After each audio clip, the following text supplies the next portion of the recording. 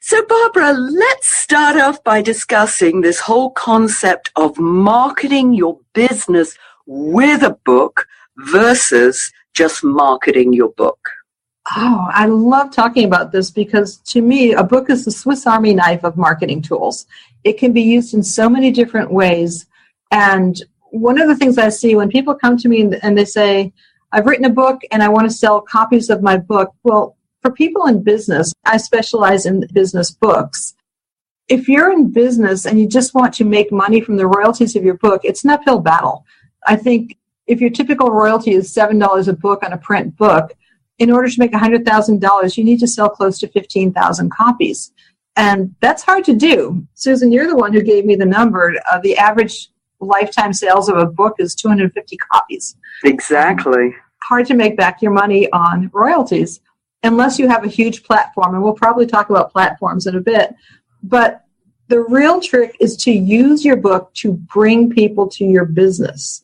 So in that way, the first way you can use a book is to use it as a lead generator.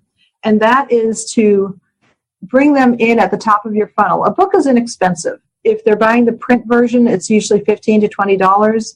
If they're buying an ebook version, it's less than $10 normally.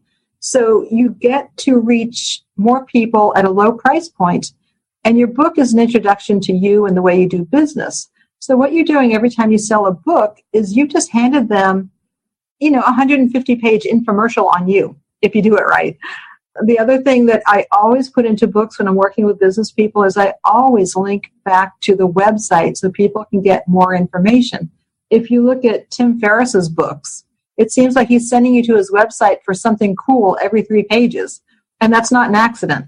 So you can use your book in that way, which is to send them to your website to let them know what you do and how you do it, because the people who don't like what you have to say, they're not going to resonate with you. They're never going to hire you anyway.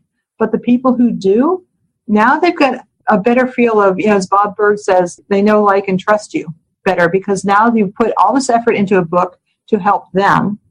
And now they feel like they know you. They've been listening to your voice for 170 or 200 pages. It's a sneaky way into somebody's mind. And I like that a lot. Do you want to just go through some of the other ways you can use books? Absolutely. Whatever you want to give us. We're open to all your wisdom, Barbara. You've got me cackling already. Oh, gosh. Well, the other way, you don't have to sell books. And I just did a blog post on this. If, for instance, a lot of people print up copies of their books and they give them away.